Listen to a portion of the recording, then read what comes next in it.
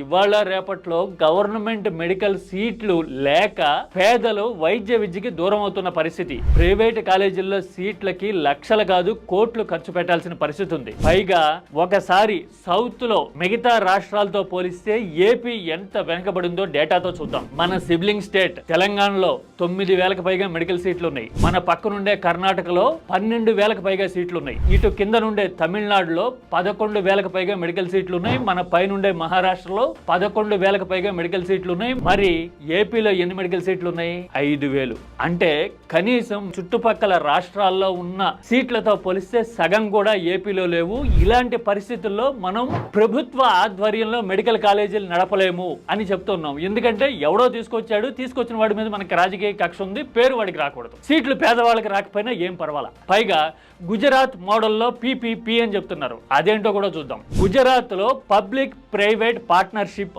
అని కాలేజీలు నడుపుతూ ఉన్నారు. అదానీ లాంటి సంస్థలు కాలేజీలు ఆసుపత్రులు నిర్వహిస్తాయి. దీంట్లో ప్రభుత్వ వాటా కొంత ఉంటుంది. ఎంత ప్రభుత్వ వాటా ఉంటే మాత్రం ప్రైవేట్ వాడు ఎందుకు నడుపుతాడు? అదానీ మీద ఇంకొకళ్ళ మీద పర్టికులర్ గా మాట్లాడడం కాదు. లాభాపేక్ష ఉంటేనే, ఖర్చులు పోగా వాడికి మార్జిన్ ఉంటేనే కదా నడుపుతాడు. అలా నడిపేటప్పుడు అక్కడ పేదవాడు చదువుకోగలుగుతాడా? పేదలకి వైద్యం అందే అవకాశం ఉంటుందా?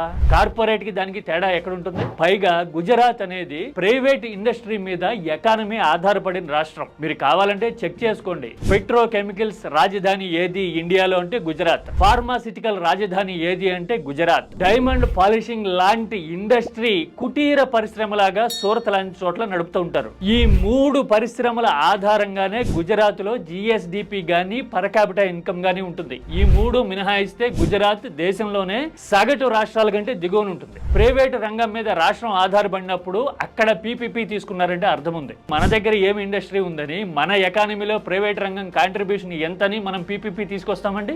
ఇది చూస్తే పేదలు వైద్య విద్యకు దూరం అవడమే కాకుండా జిల్లాకు ఒక మెడికల్ కళాశాల ఉంటే గనక భారీ స్థాయిలో సూపర్ స్పెషాలిటీ ఆసుపత్రి వచ్చి ప్రజారోగ్యం మీద ఫోకస్ శ్రద్ధ పెరిగే పరిస్థితి ఉండేది. ఈ అవకాశాలని ఏపీ కోల్పోయింది. ఇలాంటి సమయంలో మనం ఆరోగ్య ఆంధ్రప్రదేశ్ సాధించటం లక్ష్యం అనే ఒక నినాదం మీద పబ్లిసిటీ చేస్తూ ఉంటే చప్పట్లు కొట్టేందుకు 40% జనాభా మనతో సిద్ధంగా ఉన్నారు అని భావించడం అనేది నిజంగా ఆశ్చర్యం. నేను అందుకే చెప్తున్నది, రాజకీయాల వారీగా జనం విడిపోయినప్పుడు, ప్రత్యర్థుల్ని దెబ్బ కొట్టడమే రాజకీయ పరమావధి అయిపోయినప్పుడు పేదల ప్రయోజనాలు, రాష్ట్ర భవిష్యత్తు ఎలా దెబ్బతింటాయి అనడానికి ఏపీ ఒక కేస్ స్టడీ కాబోతోంది. You mark my word.